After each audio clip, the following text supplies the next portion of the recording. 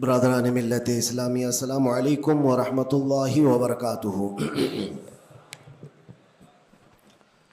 الحمد للہ وکفا وسلام علی حبیبہ المصطفیٰ، اما بعد فاعوذ باللہ من الشیطان الرجیم، بسم اللہ الرحمن الرحیم۔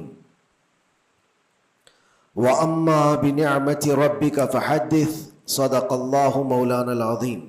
بارگاہ رسالت مآب صلی اللہ علیہ وسلم میں درود پاک کا ہدیہ پیش کریں۔ اللہم صلی علی سیدنا و مولانا محمد معدن الجود والکرم وآلہ واصحابہ الکرام وابنہ الکریم وبارک وسلم صلاة دائمة سرمدا ابدا۔ وقت کافی زیادہ ہو چکا ہے، بیان کرنے کا وقت نہیں ہے، اب جماعت کا وقت قریب ہو چکا ہے۔ چونکہ میں کافی دور سے آپ کے پاس آیا اور بیچ میں ٹریفک کے مسائل بہت زیادہ تھے، بہرکیف ہمارے حصے میں آج کے دن جتنا بھی وقت یہاں اللہ نے لکھا ہے اتنا ہم گزار کر کے جائیں گے انشاءاللہ۔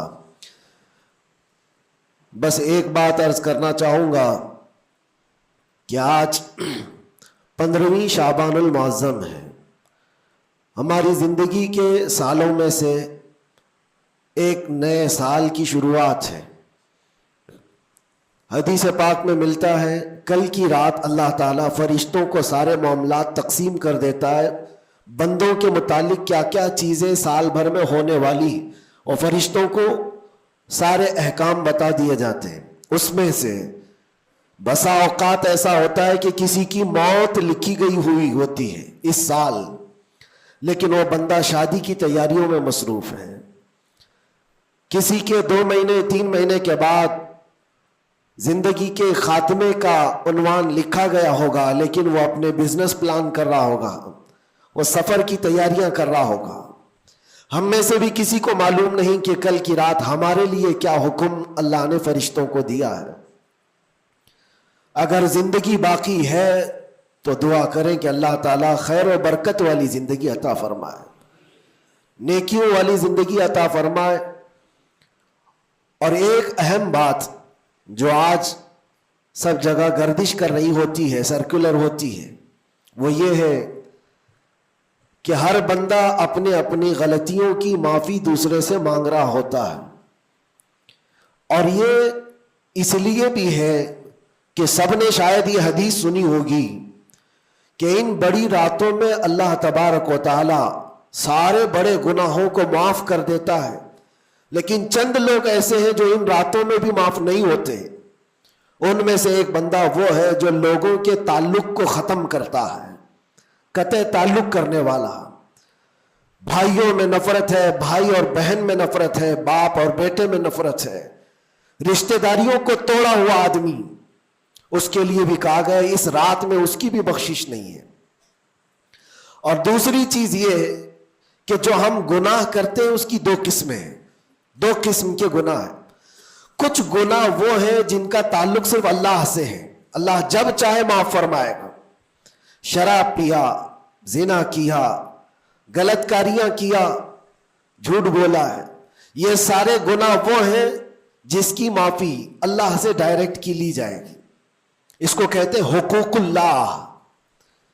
اللہ تعالیٰ کریم ہے، اکرم الاکرمین ہے، جب چاہے اپنے بندوں کو معاف فرما دے۔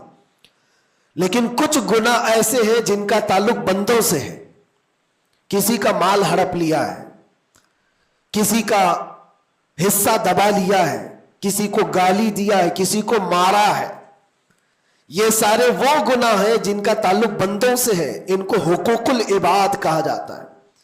اور یہ گناہ زیادہ ڈینجر ہے، حقوق اللہ سے زیادہ ڈینجر حقوق العباد ہے، کیونکہ حدیث پاک میں ہے اللہ سے متعلق جو گناہ ہے وہ رب تعالیٰ جب چاہے معاف فرمائے گا، لیکن جو بندوں سے ریلیٹڈ ہے اللہ فرماتا ہے جب تک بندہ بندے کو معاف نہیں کرتا اللہ نہیں معاف فرمائے گا، اللہ معاف نہیں فرمائے گا۔ حضور پاک صلی اللہ تعالیٰ علیہ وسلم نے صحابہ سے پوچھا سب سے غریب آدمی کون ہے، تم جانتے ہو؟ سب سے مفلس آدمی کون ہے؟ حضور صلی اللہ علیہ وسلم نے صحابہ سے پوچھا تو صحابہ نے کہا اللہ کے نبی زیادہ جانتے ہیں۔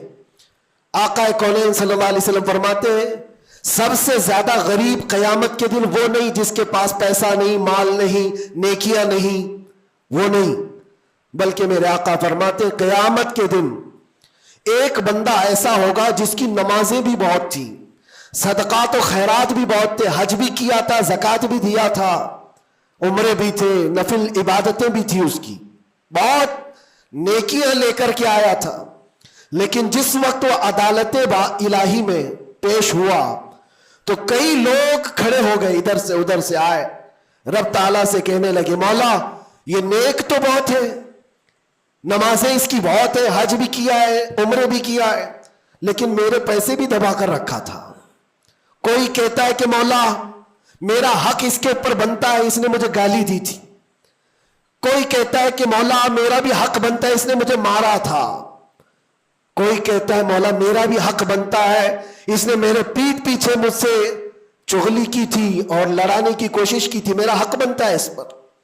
تو یہ سارے حق طلب کرنے والے بندے کھڑے ہو جائیں گے اس کے خلاف جو نیکوکار تھا۔ اللہ تعالیٰ فرماتا ہے تم لوگوں کو اس سے کیا چاہیے؟ سارے بندے کہتے ہیں مولا ہم تو گنہگار ہیں، نیکیوں کی کمی ہے، اس کے پاس نیکیاں زیادہ ہے، اس کی نیکیاں ہمیں دلا دے۔ اب عدالت الہی کا یہ فیصلہ سنو، اللہ فرشتوں کو حکم دیتا ہے اس کے پاس جتنی نیکیاں ہیں وہ ان سب میں تقسیم کرو، جتنوں کا حق اس نے دبا رکھا ہے سب میں اس کی نیکیاں بانٹی جائیں۔ جب فرشتے اس کی نیکیاں نکال نکال کر تقسیم کر رہے تھے، نیکیاں اس کی پوری ختم ہو گئی، حقداروں کا بھی حق پورا ہوا نہیں، کچھ اور بھی باقی رہ گئے تھے۔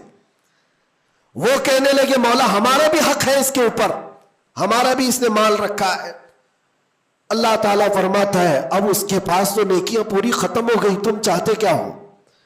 وہ گنہگار تھے، وہ کہتے مولا ہم یہ چاہتے ہیں کہ ہمارے گناہ اٹھا کر کے اس پر ڈال دیں، ہمارا بوجھ تو کم ہو جائے۔ حکم ہوگا رب تعالیٰ کا کہ اس کے اوپر ان کا حق بنتا ہے، لہذا ان کے گناہ اٹھا اٹھا کر کے اس کے اوپر ڈالو۔ حدیث پاک میں میرے آقا فرماتے ہیں لے کے تو چلا تھا بہت ساری نیکیاں، لیکن وہاں سب بٹ گئی، الٹا دوسروں کے گناہ اپنے سر پر لے لیا اور سیدھے اس کو فرشتے جہنم میں لے کر جاتے ہیں۔ یہ قیامت کے دن کا سب سے مفلس آدمی ہے، سب سے غریب۔ اسی لیے اے لوگوں حقوق العباد میں کبھی گرفتار مت ہونا، دنیا میں کسی کا حق دبا کر مت رکھنا۔ کسی کو اگر تم نے اپنی زبان سے ایذا دیا ہے، تکلیف دی ہے، یا ہاتھ سے دیا ہے، یا کسی بھی طرح سے دیا ہے، تو قیامت کے دن اس کا حق لیا جائے گا، تمہیں اس کا حق دینا پڑے گا۔ اسی لیے شب برات آتی ہے تو سب لوگ ایک دوسرے سے معافی بھی مانگ لیتے ہیں۔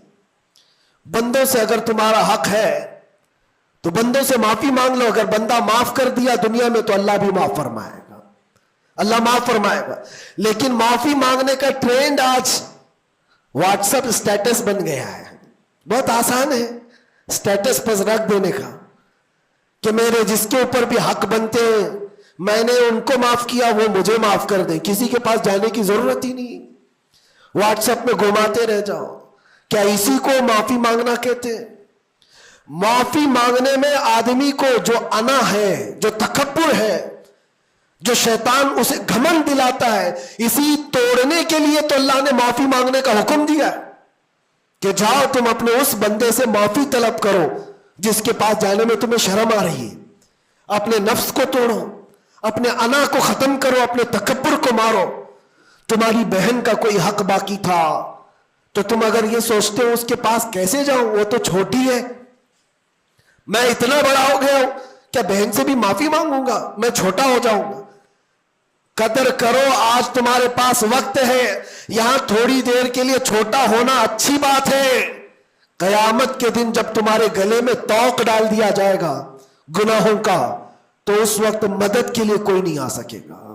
اسی لیے میرے عزیزوں حقوق العباد میں گرفتار کبھی نہ ہونا۔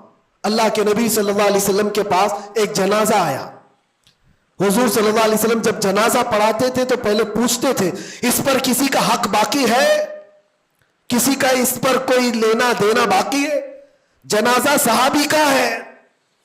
जब जनाजे के पास खड़े थे तो एक सहाबी आगे बढ़ते और कहते या रसूल अल्लाह 2 दिरहम मेरे इसके ऊपर बाकी है और ये मर गया, दिया नहीं मुझको, 2 दिरहम कर्जा इसके ऊपर मेरा बाकी है।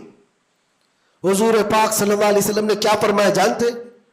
सल्लू अला साहिबिकुम वला उसल्ली अलैहि, ऐ लोगों तुम चाहो तो इसका जनाजा पढ़ लो, मैं नहीं पढ़ूंगा।